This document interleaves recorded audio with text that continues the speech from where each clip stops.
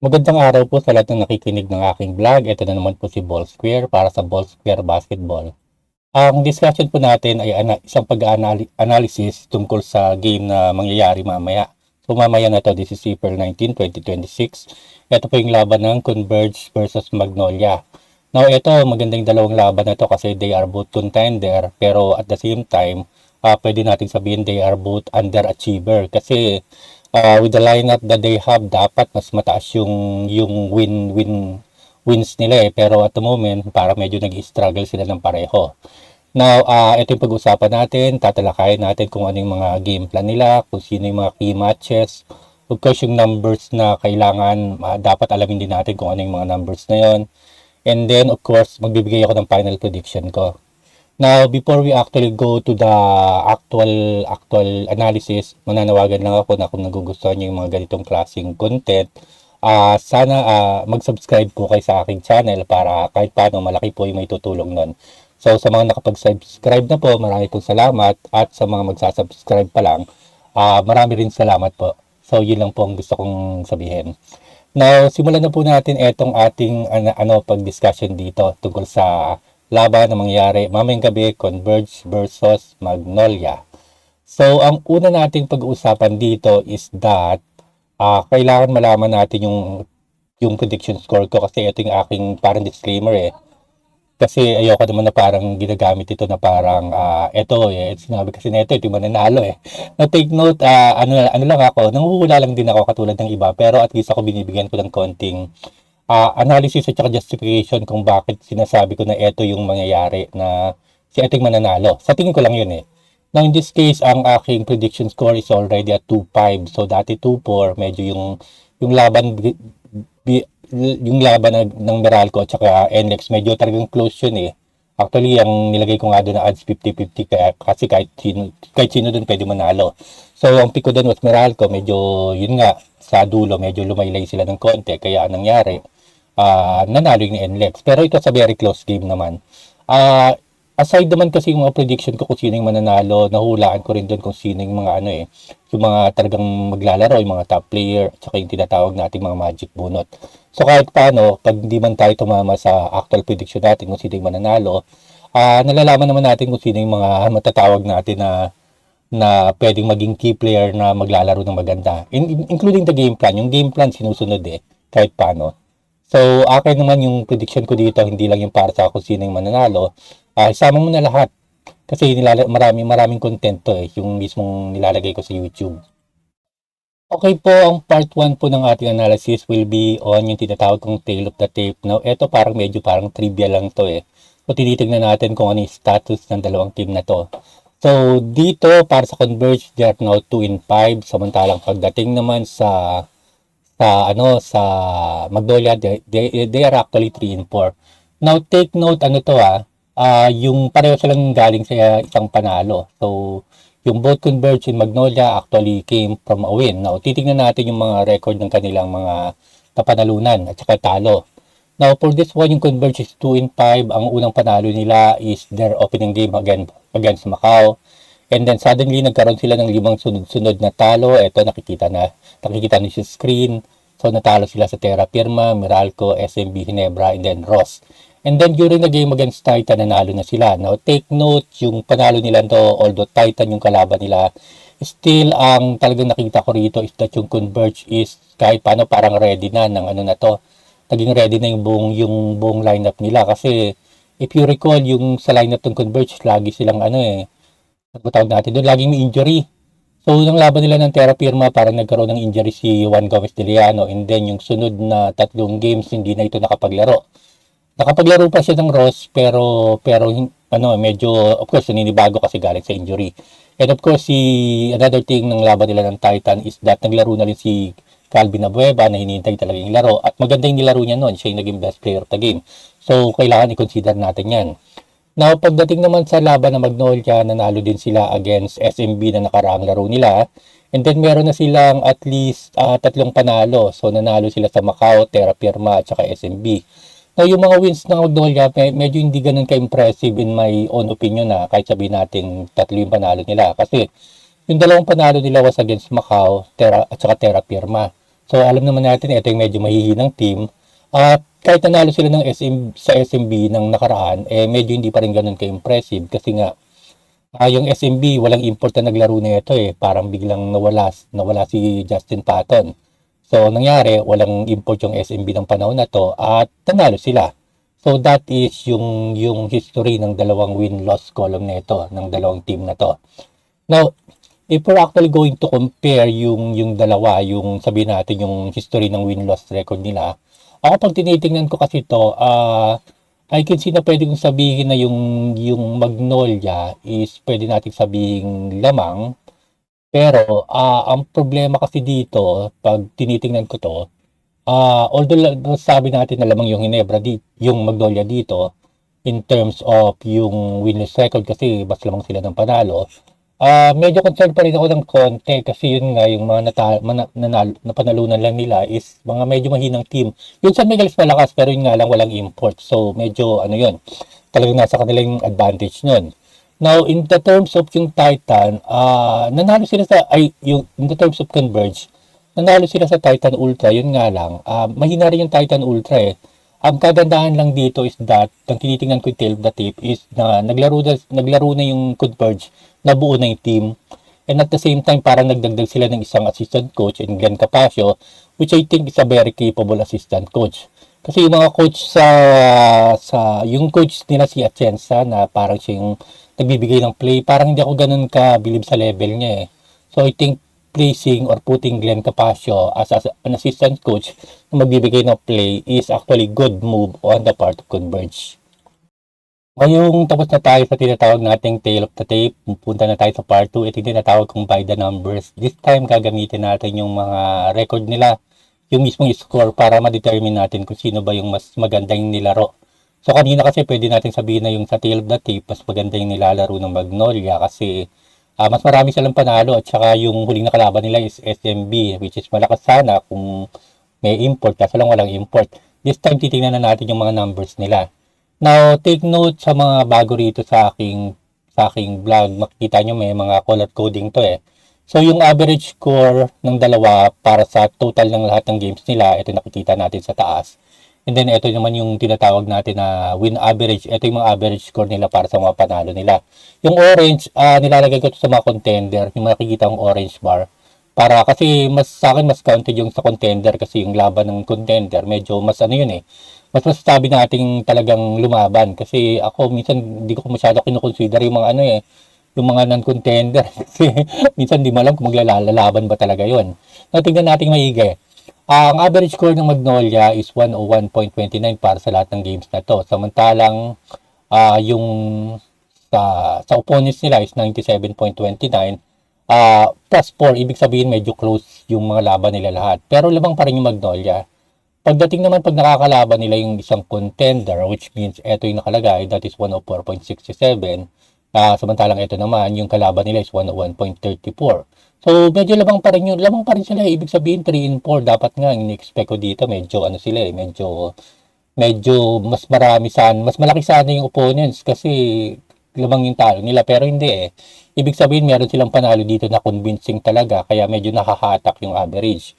Yung win average nila pag nanalo sila, obviously, mas mataas yung sa Magnolia.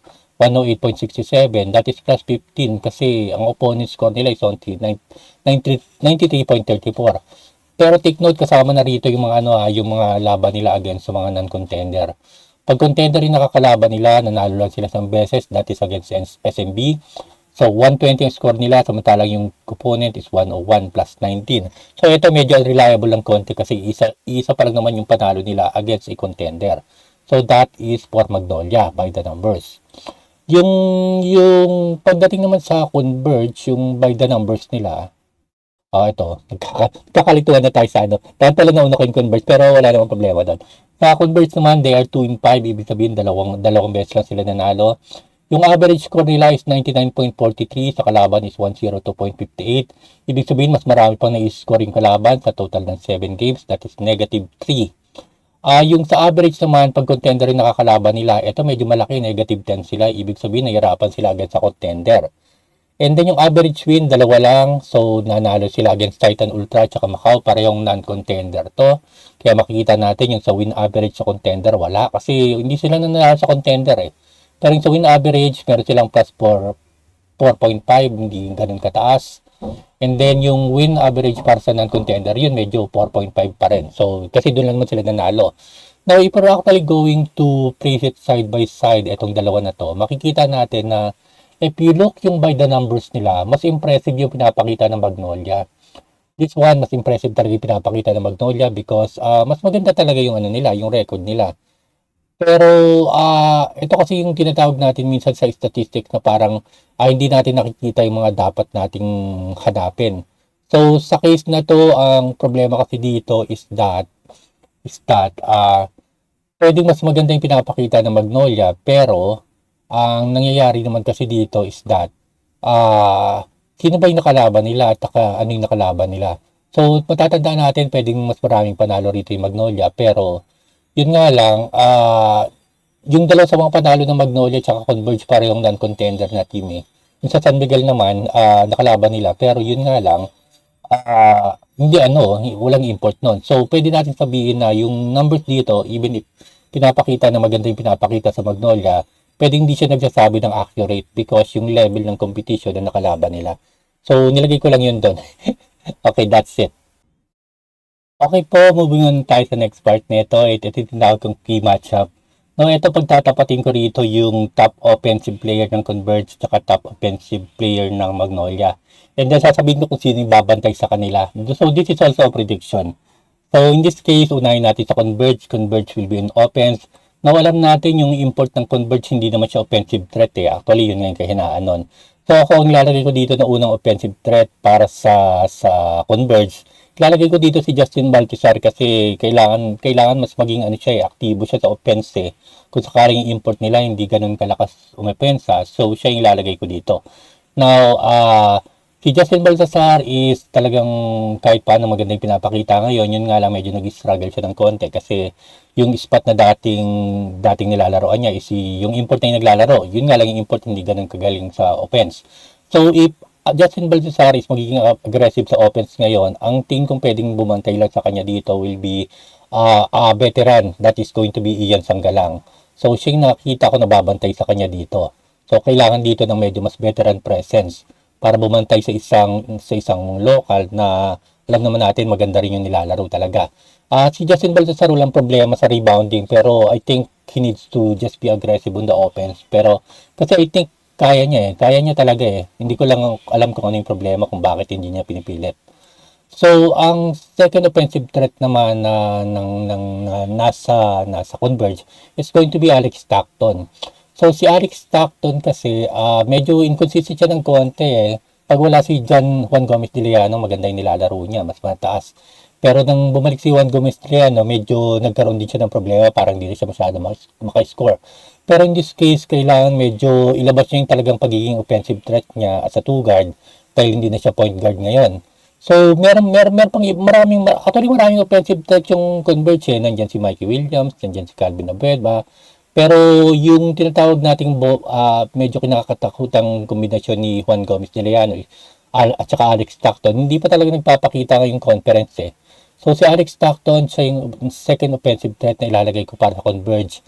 At ako, this will surprise a lot Pero I think ang talagang i-matchup sa kanila dito para bumantay kay Alex Stockton will be si Chris Kuhn. So si Chris Kuhn minsan inconsistent yung gamit sa kanya, minsan madalas, minsan wala. Kaya ngayon minsan hindi ko rin siya maintindihan eh. Pero I think mas ginagamit na siya ngayon eh. Mas maraming minuto na yung pinapalaro sa kanya, and I think ang assignment niya will be on Alex Stockton. And then, ang last one na offensive threat dito sa Converge is going to be Juan Gomez de Liano.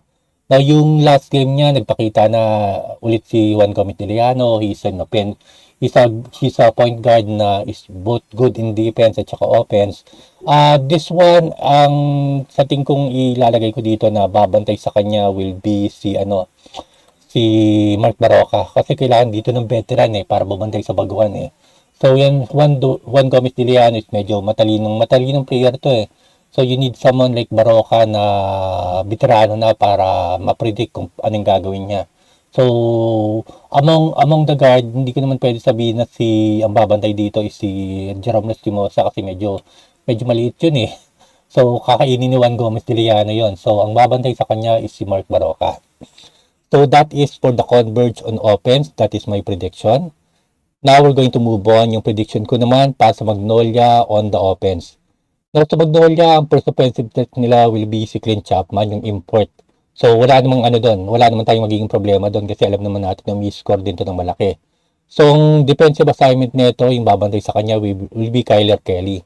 So, si Kyler Kelly is not an offensive na minded na import, pero he can be good in defense. Kaya asahan mo ang babantay kay Clint Chapman will be si Kyler Kelly. So, si Kyler Kelly din, sila yung magbabantayan dito actually. Pero yun nga lang, offense defense to eh. So yung second offensive offensive threat mula sa Magnolia, nakikita ko si Jerome Lastimosa. Now si Jerome Lastimosa is scorer pero he is not much of a defender eh. So kasi medyo maliit to eh, tsaka manipis ng konti. Ang nakikita kong babantay sa kanya dito sa Converge is si Liano.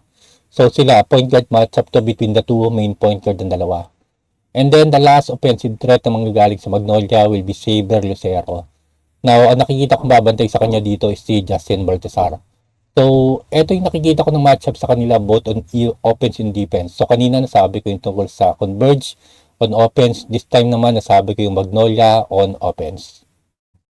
At bago po tayo matapos mga tinatawag nating key matchup, huwag po natin kalimutan ang ating tinatawag ng Magic Bunot. So, ito yung mga player na baka magpakita on this game. Now, on the part of Converge, nilalagay ko rito si Calvin Abueva kasi maganda na nilaro niya ng nakaraan. Pero tingnan natin kung papatuloy pa rin niya kasi baka na nakaraan hindi siya masyado nabantayan eh. Yung take note, yung kalaban nila noon was Titan Ultra na dati niyang team. So pagdating ng game na to, I expect Abueva to be on fire kasi dati rin niyang team yung Magnolia eh.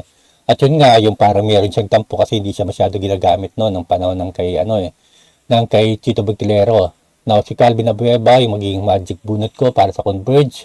Just in case may gusto niyo malaman.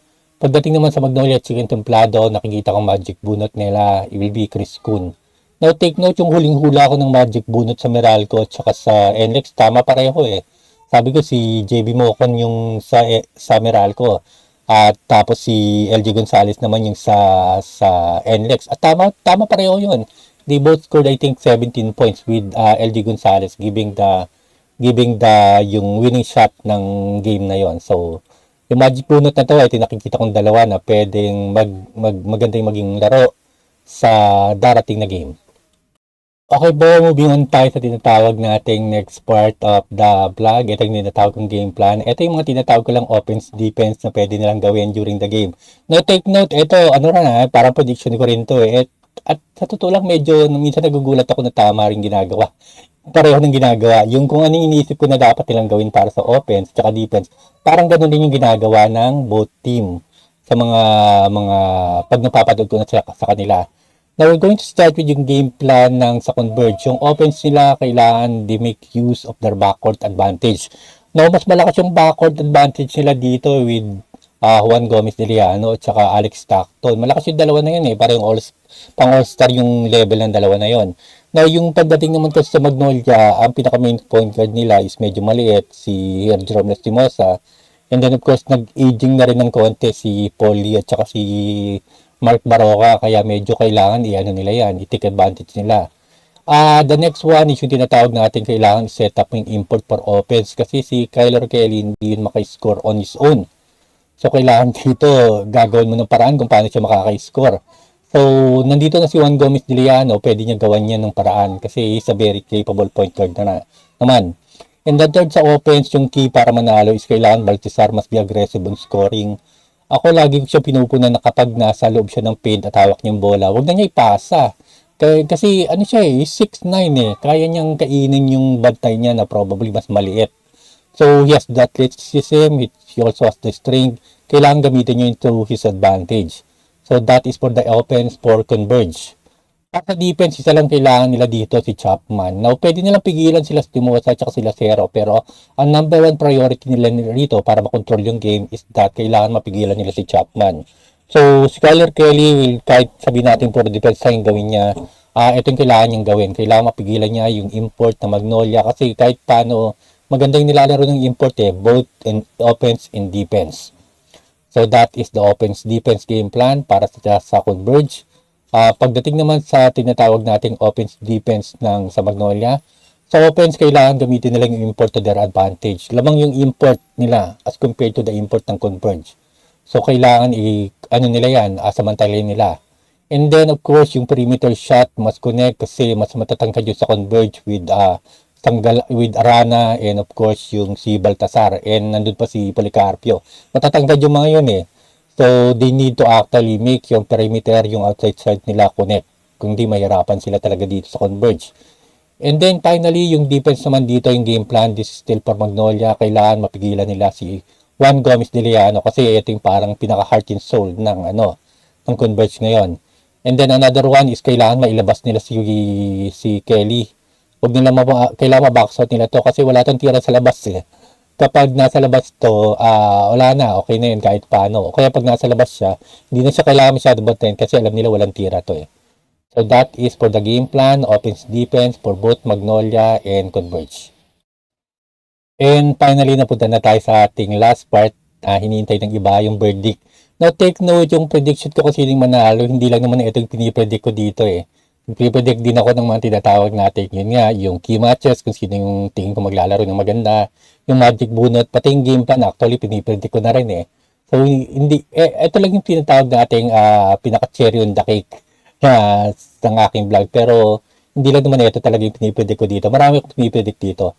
Now, pag tinitingnan natin dito yung prediction ko kung sino yung mananalo dito, yung una kong titingnan dito yung tinatawag nating by the numbers. So, sa by the numbers, parang pwede ko sabihin na yung Magnolia yung medyo may lamang ng konti kasi mas impressive yung pinapakita ng numbers nila That is for on the side po Ginebra. So, by the numbers, sila yung medyo lamang.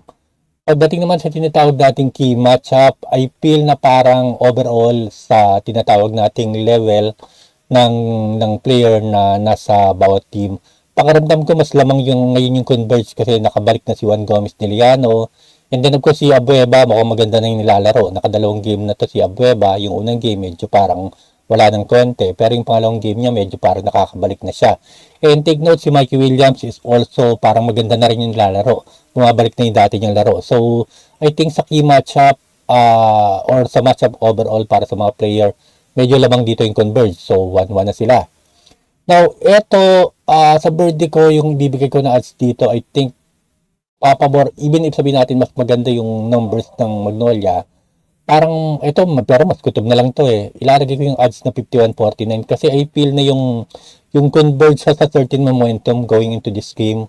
Kahit sabihin na lang natin na yung Titan Ultra hindi naman ganun kaganda hindi naman ganun kalakas yung team na tinalo. Titan Ultra nga. Pero I think yung pinakita nila ng game na yon is parang nagsisimula na silang kung ba tinawag natin yung mabuo yung team. Kasi yung mga sunod-sunod na game na ito ng Converge, hindi talaga sila buo So wala si Juan Gomez de Liano, which is talagang ito yung pinaka-heart and soul ng team. And then si Abueva is wala rin. And then si Mikey Williams is nangangapa siya nun. So ngayon parang bumabalik na yung laro ni Mikey Williams. So pupunta sila sa game na to na parang nasa kanila yung pinaka-momentum. So, ibibigay ko yung odds close pa rin na for Converge, that is 51-49. So, I think dito, ito mas kutob-kutob na to. I think mas lamang dito yung Converge I feel na sila yung mananalo dito. Now, kung sakali namang gusto nyo malaman kung ano yung probably score, ito, minsan tumatama yung isang side ko dito I think ang score dito ng Converge kasi sila yung mananalo, it will range from 103 to 107. Samantala yung Magnolia kasi yung sila yung pinili ko na parang baka hindi sila yung manalo dito, sila yung dihado, ay daragay ko yung score nila as 100 to 104. So that is my verdict for this game. Yun nga, medyo close ng konti pero I think yung momentum nasa Converge yung Magnolia, pakiramdam ko parang medyo magulo pa rin yung laro nila So nanalo nga sila sa SMB pero wala yung import. Okay. So that is my analysis and preview prediction for this game. This is today. So hopefully naman maging kahit paano ka interesting na panoorin ng mga aking subscriber. At for those na hindi pa nagka-subscribe, mag-subscribe na lang po kayo para kahit paano malaki po yung may tutulong po sa aking channel. Again po, this is Ball Square. Maraming po salamat sa lahat ng makikinig at till next time po.